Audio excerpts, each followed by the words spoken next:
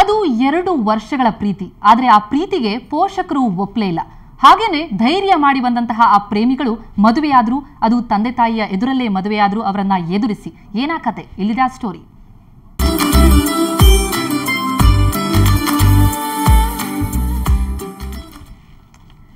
ಪ್ರೀತಿ ಅಂದ್ರೇನೆ ಹಾಗೆ ಅನ್ಸುತ್ತೆ. ಎಂಥದನ್ನಾದ್ರೂ ಎದುರಿಸುವಂತಹ ಧೈರ್ಯ ಆ ಪ್ರೇಮಿಗಳಿಗೆ ಬಂದ್ಬಿಡುತ್ತೆ ಅಂತ ಅನ್ಸುತ್ತೆ. ಪ್ರೀತಿ ಅಂದ್ರೆ ಕುರುಡು ಅಂತಾರೆ, ಪ್ರೀತಿ ಅಂದ್ರೆ ಮಾಯೆ ಅಂತ ಹೇಳ್ತಾರೆ. ಹಾಗೆಯೇ ಬೆಂಗಳೂರಿನಲ್ಲಿ ಇಬ್ಬರು ಯುವಕ ಯುವತಿಯರು ಪ್ರೀತಿಸಿ ಮದುವೆ ಆಗಲಿಕ್ಕೆ ಮುಂದಾದ್ರು. ಆದರೆ ಮನೆಯವರ ಪೋಷಕರ ಒಂದು ಹೆದರಿಕೆಯಿಂದಾಗಿ ಅವರಿಗೆ ಮದುವೆ ಆಗಲಿಕ್ಕೆ ಸಾಧ್ಯ ಆಗಲಿಲ್ಲ. ಎದುರಿಸಿದ್ರು ಕೂಡ, ಅವರನ್ನ ಒಪ್ಪಿಸ್ಲಿಕ್ಕೆ ಪ್ರಯತ್ನ ಪಟ್ಟರು ಕೂಡ. ಆದರೆ ಆ ಪ್ರೇಮಿಗಳಿಗೆ ಅವರನ್ನ ಒಪ್ಪಿಸ್ಲಿಕ್ಕೆ ಸಾಧ್ಯವಾಗದೇ ಇದ್ದಾಗ ಅವರನ್ನ ಎದುರಿಸಿನೇ ಮದುವೆಯಾದ್ರು. ಆ ಕಥೆಯನ್ನ ಹೇಳೋದೇ ಈಗಿನ ವಿಶೇಷ ಕಾರ್ಯಕ್ರಮ ಪ್ರೇಮಕ್ಕೆ ಸೈ. ಹಾಗಿದ್ರೆ ಆ ಪ್ರೇಮಿಗಳ ಕಥೆ ಏನು, ಬನ್ನಿ ನೋಡೋಣ. ಪ್ರೀತಿ ಅನ್ನೋದು ಏನ್ ಬೇಕಾದ್ರೂ ಮಾಡಿಬಿಡುತ್ತೆ, ಯಾರನ್ನ ಬೇಕಾದ್ರೂ ಎದುರು ಹಾಕಿಕೊಳ್ಬಹುದು ಅನ್ಸೋದ್ರಲ್ಲಿ ಯಾವುದೇ ಅನುಮಾನವಿಲ್ಲ. ಈ ಪ್ರೀತಿಗೆ ಇರೋ ಶಕ್ತಿ ನಿನ್ನೆ ರಾತ್ರಿ ಬೆಂಗಳೂರಿನ ಸುಬ್ರಹ್ಮಣ್ಯಪುರದ ಮನೆಯೊಂದರಲ್ಲಿ ಖಚಿತವಾಯಿತು.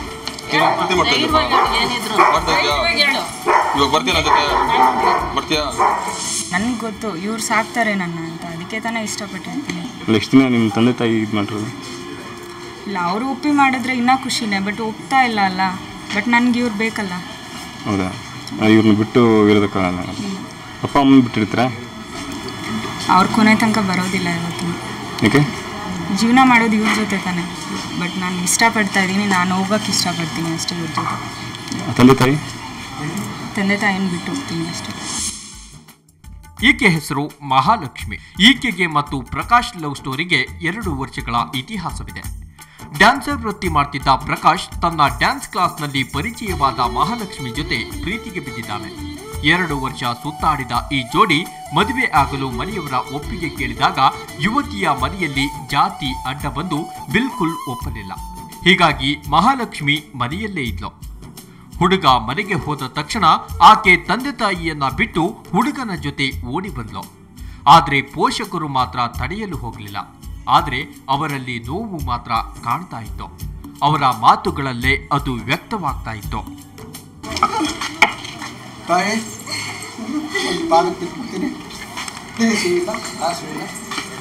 ಧೈರ್ಯ ಮಾಡಿ ಸಂತೋಷ ಕೈ ಮುಗಿತೀನಿ. ಯಾಕೆಂದರೆ ನೀನು ಸಾಕಿ ನಮ್ಗೆ ಒಳ್ಳೆ ಕೀರ್ತಿ ಈ ಬೀದಿಲಿ ಒಳ್ಳೆ ಇಟ್ಕೊಟ್ಟಿದ್ಯಾ. ನಿಮ್ಗೆ ಧನ್ಯವಾದಗಳು. ಇನ್ನೇನೋ ಅಷ್ಟೇ. ಸರಿ ಸರ್, ನಿಮಗೂ ಎಲ್ಲ ವಂದನೆಗಳು ಅಷ್ಟೇ, ಇನ್ನೇನು ಹೆಚ್ಚಿಗೆ ಹೇಳಲ್ಲ. ಸರ್, ನನಗೆ ಮನಸ್ಸಲ್ಲಿ ತುಂಬ ನೋವಾಗ್ತದೆ ಅವ್ರ ತಂದೆ ತಾಯಿನ ಬಿಟ್ಟು ಕರ್ಕೊಂಡು. ಬಟ್ ಬೇರೆ ಪರಿಸ್ಥಿತಿ ಇಲ್ವಲ್ಲ, ನಾವಿಬ್ಬರು ಒಂದಾಗ ಬೇರೆ ಪರಿಸ್ಥಿತಿ ಇಲ್ಲ. 15 ದಿನ ಆಯಿತು ಮನೆಯಿಂದ ಹೊರಗಡೆ ಬಿಟ್ಟು ಆ ಹುಡುಗಿನ. ನನ್ನ ಕೈಲಿ ಮಾತಾಡೋಕೆ ಕೂಡ ಆಗಿಲ್ಲ. ನಾನು ಮಾತಾಡೋಕೆ ಕೂಡ ಟ್ರೈ ಮಾಡಿಲ್ಲ ಹುಡುಗಿನ. ಯಾಕಂದರೆ ಏನಂದ್ರೆ ಆ ಮನಸ್ಸಲ್ಲಿ ಏನಿದೆ ಅಂತ ನನಗೆ ಗೊತ್ತು. ಈಗಲೂ ಅವ್ರು ಒಪ್ಪಿ ಮದುವೆ ಮಾಡಿಕೊಟ್ರೆ ನಾನು ಮಾಡ್ಕೊತೀನಿ. ಈಗಲೇ ನಿಶ್ಚಿತಾರ್ಥ ಮಾಡಲಿ, ಈಗಲೇ ಮಾಡ್ಕೊತೀನಿ. ಅವ್ರು ಎಷ್ಟು ವರ್ಷ 10 ವರ್ಷ ಕಾಯ್ದಂದ್ರೆ ನಾನು ಕಾಯ್ತೀನಿ. ಮನೆಯಿಂದ ಹೊರಟ ಮಹಾಲಕ್ಷ್ಮಿ ದಾರಿಯಲ್ಲಿ ಕಂಡ ಸಾಯಿಬಾಬಾ ದೇವಸ್ಥಾನದಲ್ಲಿಯೇ ಸಪ್ತಪದಿ ತುಳಿದಳು. ಬಾಬಾ ಸಾಕ್ಷಿಯಾಗಿ ದಂಪತಿಯಾದ ಇಬ್ಬರು ಹೊಸ ಬಾಳಿಗೆ ಕಾಲಿಟ್ಟರು.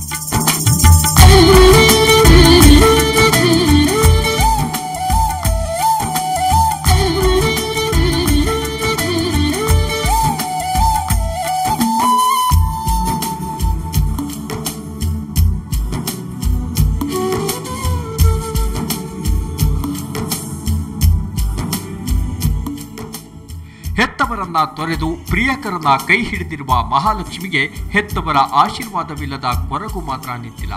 ಆದರೆ ಇವರಿಗೂ ಓಡಿ ಹೋಗಿ ಮದುವೆಯಾಗಬೇಕೆಂಬ ಆಸೆಯೂ ಇರಲಿಲ್ಲ. ಹುಡುಗಿ ಮನೆಯವರು ಒಪ್ಪದೇ ಇದ್ದಾಗ ಇವರಿಬ್ಬರು ಈಗ ಒಂದಾಗಿ ಮದುವೆ ಮಾಡಿಕೊಂಡಿದ್ದಾರೆ. ರವಿಕುಮಾರ್, ಕ್ರೈಮ್ ಬ್ಯೂರೋ, ಸುವರ್ಣ ನ್ಯೂಸ್ 24/7, ಬೆಂಗಳೂರು. ಈ ಇಂಟ್ರೆಸ್ಟಿಂಗ್ ಲವ್ ಸ್ಟೋರಿಯ ಕಥಾ ನಾಯಕ ನಾಯಕಿ ಇಬ್ರು ಕೂಡ ನಮ್ಮ ಸ್ಟುಡಿಯೋದಲ್ಲಿದ್ದಾರೆ. ಅವರಿಗೆ ಮೊದಲಿಗೆ ವೆಲ್ಕಮ್ ಮಾಡೋಣ. ಮೊದಲೇದಾಗಿ ಕಥಾನಾಯಕ ಆಗಿರುವಂತಹ ಪ್ರಕಾಶ್ ನಮ್ಮೊಂದಿಗಿದ್ದಾರೆ. ಪ್ರಕಾಶ್, ಕಾರ್ಯಕ್ರಮಕ್ಕೆ ಸ್ವಾಗತ. ಹಾಗೆಯೇ ಕಥಾನಾಯಕಿ ಮಹಾಲಕ್ಷ್ಮಿ, ನಿಮಗೂ ಕೂಡ ಕಾರ್ಯಕ್ರಮಕ್ಕೆ ಸ್ವಾಗತ. ಹಾಗೆಯೇ ಪ್ರಕಾಶ್ ಅವರ ತಾಯಿ ಜಯಲಕ್ಷ್ಮಿ ನಮ್ಮೊಂದಿಗಿದ್ದಾರೆ. ಜಯಲಕ್ಷ್ಮಿ ಅವರ ತಮಗೂ ಕೂಡ ಕಾರ್ಯಕ್ರಮಕ್ಕೆ ಸ್ವಾಗತ. ಹಾಗೆಯೇ ಈ ಒಂದು ಮದುವೆಗೆ ಕಾರಣೀಕರ್ತರಾದಂತಹ ಅಂದ್ರೆ ಸಹಾಯ ಮಾಡಿದಂತಹ ಸಮರ್ಪಣಾ ಮಹಿಳಾ ಸಂಘದವರಾದಂತಹ ಸುಮಾಲಿನಿ ಅವರು ನಮ್ಮೊಂದಿಗಿದ್ದಾರೆ. ಸುಮಾಲಿನಿ ಅವರೇ, ತಮಗೂ ಕೂಡ ಕಾರ್ಯಕ್ರಮಕ್ಕೆ ಸ್ವಾಗತ. ಮೊದಲಿಗೆ ಪ್ರಕಾಶ್ ಅಂಡ್ ನಿಮ್ಗಿಬ್ರಿಗೂ ಮೊದಲಿಗೆ ಕಂಗ್ರ್ಯಾಚುಲೇಷನ್ಸ್. ಮದುವೆ ಆದ್ರಿ. ಸೊ ಅದು ಶುಭಾಶಯಗಳು ನಿಮ್ಗೆ ಇಬ್ರಿಗೂ. ಆದ್ರೆ ಈ ಮದುವೆ ಆಗಿದ್ದು, ಮದುವೆ ಅಂತಂದ್ರೆ ಅದು ಬಹಳ ಸಂಭ್ರಮ ಸಡಗರ ಎಲ್ಲ ಇರುತ್ತೆ. ಆದ್ರೆ ನಿಮ್ಮ ಮದುವೆಯಲ್ಲಿ ಸಂಭ್ರಮ ಎಲ್ಲೋ ಖುಷಿ ಏನೋ ಇತ್ತು, ಹೌದು, ಆದ್ರೆ ಮನೆಯವರನ್ನ ಎದುರು ಹಾಕೊಂಡು ಮಾಡಿದಂತಹ ನೋವಿತ್ತು ಅಂತ ಅನ್ಸುತ್ತೆ. ಏನ್ ಹೇಳ್ತೀರಿ ಪ್ರಕಾಶ್? ಮೇಡಮ್, ನಮಗೆ ತುಂಬಾ ಅಂದರೆ ನಾವು ತುಂಬಾ ಒಪ್ಸಕ್ಕೆ ಟ್ರೈ ಮಾಡಿದ್ವಿ. ನಮ್ಗೆ ಈಗಲೂ ಮನ್ಸಲ್ಲಿ ಗಿಲ್ಟಿ ಫೀಲ್ ಆಗ್ತದೆ. ಅಂದರೆ ಮನೆಯವ್ರನ್ನ ಒಪ್ಸೋಕ್ಕಾಗಲಿಲ್ವಲ್ಲ, ಅವ್ರ ನಡುವೆ ಸಂಬಂಧ ಈಗಲೇ ಇದಾಗುತ್ತೆ ಅಂತ ನಮಗೂ ತುಂಬ ಗಿಲ್ಟಿ ಫೀಲ್ ಆಗ್ತದೆ. ಬಟ್ ಅವ್ರು ಒಪ್ಪು ಮಾಡಿಕೊಟ್ಟಿದ್ರೆ ನಮ್ಗೆ ತುಂಬ ಖುಷಿ ಆಗ್ತಾ ಇತ್ತು. ಅವ್ರು ಒಪ್ಪದೇ ಇರೋದು ನಮಗೂ ಸ್ವಲ್ಪ ಫೀಲಿಂಗ್ ಇದೆ ಅಂತ. ಎಸ್ ಮಹಾಲಕ್ಷ್ಮಿ, ನೀವು ನಿಮ್ಮ ಮನೆಯವ್ರನ್ನ ಎದುರಿಸಿ ಈಗ ಪ್ರಕಾಶ್ ಕೈ ಹಿಡಿದಿದ್ದೀರಿ, ಬಹಳ ಭರವಸೆ ವಿಶ್ವಾಸದೊಂದಿಗೆ ಬಂದಿದ್ದೀರಿ. ಸೊ ನಿಮ್ಮ ತಂದೆ ತಾಯಿನ ಎದುರು ಹಾಕೊಳ್ಳುವಾಗ ಏನನ್ಸ್ತು ನಿಮಗೆ? ಅಂದರೆ ಹೆತ್ತವರು ನಿಮಗೆ 18-19 ವರ್ಷ ತನಕ ಅವ್ರ ಜೊತೆ ಇದ್ದವರು, ನೀವು ಈಗ ಪ್ರೀತಿಸಿದವನು 2 ವರ್ಷದ ಪ್ರೀತಿ ಬರುವಾಗ ನೋವಾಯ್ತಾ? ತುಂಬಾ ಆಗತ್ತೆ.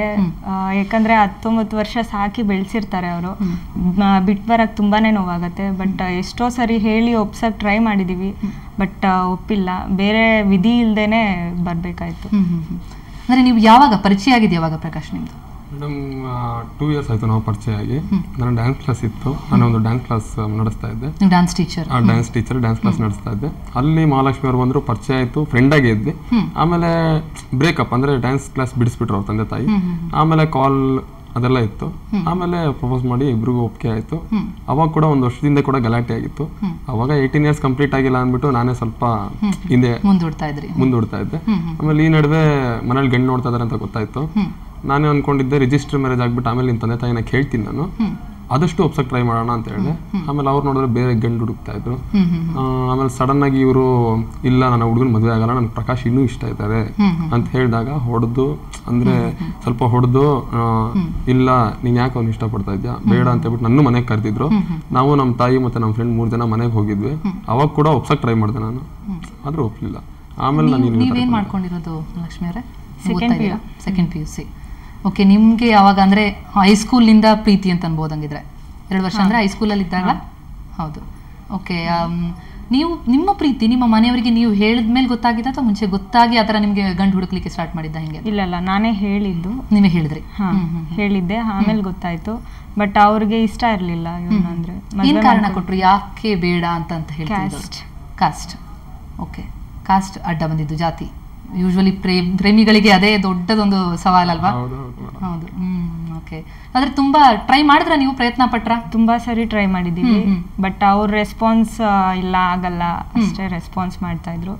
ಬಟ್ ಮಾತಾಡೋಣ, ಒಪ್ಪಿಗೆ ಇದೆ, ಏನು ಹೇಳ್ತಾ ಇರ್ಲಿಲ್ಲ. ಇಷ್ಟ ಇಲ್ಲ ಅಂತಾನೆ ಹೇಳ್ತಾ ಇದ್ರು. ತುಂಬಾ ಸರಿ ಪ್ರಯತ್ನ ಪಟ್ಟಿದೀವಿ ನಾವು ಕೂಡ. ಬಟ್ ಆನ್ಸರ್ ಮಾತ್ರ ಚೇಂಜ್ ಆಗಿಲ್ಲ. ನಿಮ್ದು ಮಾತುಕತೆ ಎಲ್ಲ ಬಂದಾಗಿದ್ದು ಯಾವಾಗ ನಿಮ್ಗಿಬ್ರಿಗೆ ದೊಡ್ಡ ಒಂದು ಅಡ್ಡಿ ಜೊತೆ ಅದು ಎದುರಿಸಾದ್ರೂ ಮದುವೆ ಆಗಲೇ ಬಿಡೋಣ ಅಂತ ಹೇಳಿ ಅನ್ಸಿದ್ಯಾ? 1.5 ತಿಂಗಳಿಂದ ಇವ್ರ ಎಕ್ಸಾಮ್ ಮುಗಿದೋಯ್ತು. ಅಲ್ಲಿಂದ ಅವ್ರನ್ನ ನೋಡಕ್ ಆಗ್ಲೇ ಇಲ್ಲ. ಫೋನ್ ಮಾಡ್ತಾ ಇದ್ರು, ಈ ತರ ಮನೇಲಿ ತುಂಬಾ ಗಂಡು ನೋಡ್ತಾ ಇದಾರೆ, ಹಂಗೆ ಹಿಂಗೆ ಅಂತ ಹೇಳ್ತಾ ಇದ್ರು. ನಾನು ಯಾವ್ದನ್ನೋ ಒಂದ್ ಸ್ವಲ್ಪ ಕಾಮಿಡಿ ಆಗಿ ತಗೊಂತೀನಿ. ನಾನು ಯಾವ್ದನ್ನು ಸೀರಿಯಸ್ ತಗೊಳ್ಳಲ್ಲ.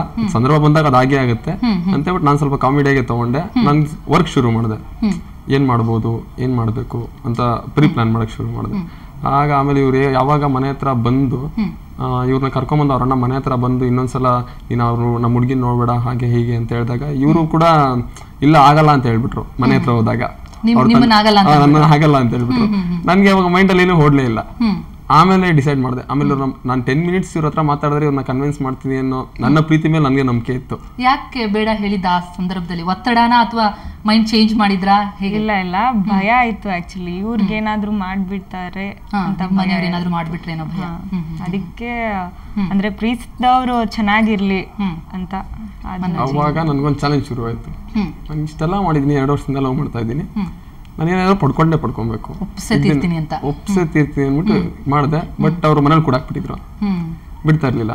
ಅವ್ರ ಫ್ರೆಂಡ್ಸ್ಗೆಲ್ಲ ಹೇಳೋಣ ಅನ್ಕೊಂಡೆ. ಬಟ್ ಅವ್ರ ಫ್ರೆಂಡ್ಸ್ ಮನೆಗೆ ಹೋದ್ರೆ ಅವ್ರ ಫ್ರೆಂಡ್ಸ್ ತುಂಬಾ ನಂಬಿಕೆ ಇದೆ ಮನೇಲಿ, ಅವ್ರ ಫ್ರೆಂಡ್ಸ್ ಯಾರು ಹೆಲ್ಪ್ ಆಗಲ್ಲ ಅಂತ ಹೇಳ್ಬಿಟ್ಟು ಅವಾಗ ನಾನು ಕೊನೆಗೆ 15 ದಿನ ಯೋಚನೆ ಮಾಡಿ ಆಮೇಲೆ ಉಳ್ಕೊಂಡಿದ್ದು ಮಹಿಳಾ ಸಮಾಜದವರು ಸುಮಾಲಿನಿ ಮೇಡಮ್ ಅವ್ರ ಹತ್ರ ಹೋಗಿ ನನ್ನ ಕಷ್ಟ ಹೇಳ್ಕೊಂಡಾಗ ಅವರು ಆಯ್ತು, ನಿಂದು ನಿಯತ್ ಪ್ರೀತಿ ಅಂದ್ರೆ ನಿಂದು ಒಂದು ಪ್ರೀತಿ ನಿಜವಾಗಿದ್ರೆ ಅದು ಸಕ್ಸಸ್ ಆಗೇ ಆಗುತ್ತೆ ಅಂತ ಹೇಳ್ಬಿಟ್ಟು ಅವ್ರೋಗಿ ಮಾತಾಡಿ ಕನ್ವಿನ್ಸ್ ಮಾಡಿ ಅವ್ರ ತಂದೆ ಹತ್ರ ಇವತ್ತು ಈ ಮದುವೆ ನಡೆಸಿದ್ದಾರೆ.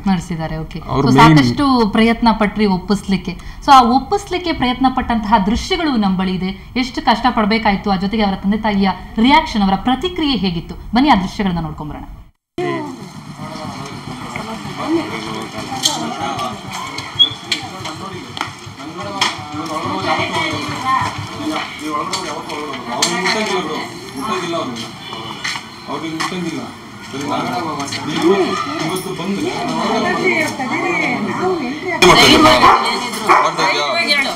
ಇವಾಗ ಬರ್ತೀಯ ಬರ್ತೀಯಾ ಸರಿನಾ?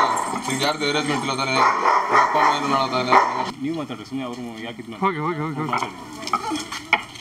ತಾಯಿ ಒಂದು ಪಾದಕ್ಕೆ ಬಿಟ್ಬಿಡ್ತೀನಿ.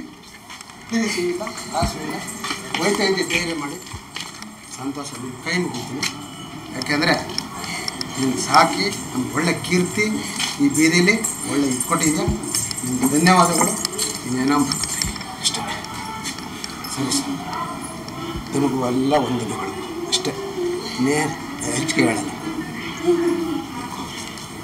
ಹೋಗಿ ಸ್ವಾಮಿ, ಈಗಲೂ ನೀವು ಒಪ್ಪಿ ಮಾಡ್ಕೊಡಿ ಅಂಕಲ್ ಮಾಡ್ಕೊಂಡು. ಹೋಗಿ ಸ್ವಾಮಿ, ಸ್ವಾಮಿ ಬದುಕು ಹೋಗಿ ಸ್ವಾಮಿ. ಆಯಿತು, ಇನ್ನೇನು ಅಲ್ಲಿ ಉಳಿದಿರೋದೇನು ಆಯಿತು. ಈಗ ನೀವು ಒಪ್ಪೆ ಮಾಡ್ಕೊಡಿ ಅಂಕಲ್ ಮಾಡ್ಕೊತೀವಿ. ಆಯಿತು, ಹೇಗೆ ತಗೊಂಡೋಗಪ್ಪ ನೀನು ಒಪ್ಪದು ಬೇಡ.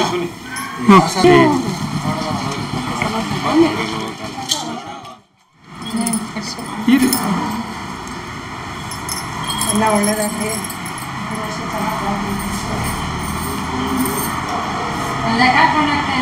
ಹೌದು, 3 ಗಂಟೆ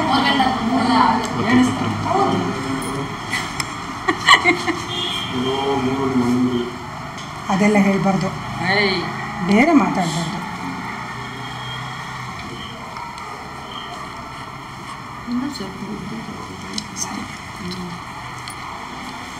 ಅದಕ್ಕೊಂಚೂರು ಬಾ ಇದು ಇಡಪ್ಪ. ನೋಡಲ್ಲಿ ಚೆಲ್ಬಿಟ್ಟಿಯಾ? ಗಂಟಾಕಿದೆಯಲ್ಲ ಅಲ್ಲಿಗೆ ಇಡಬೇಕು. ಕಟ್ಕೊಳೋದು ಯಾವಾಗ ಮೊಬೈಲ್ ಬಂದ್ರೆ ಎತ್ತಾಗೋಡ ಕಟ್ಟಬೇಡ, ಕೈ ಕಟ್ಟಬಾರ್ದಂತೆ. ಅವಾಗ ನೋಡಿ ಮುಖ ಹೆಂಗೆ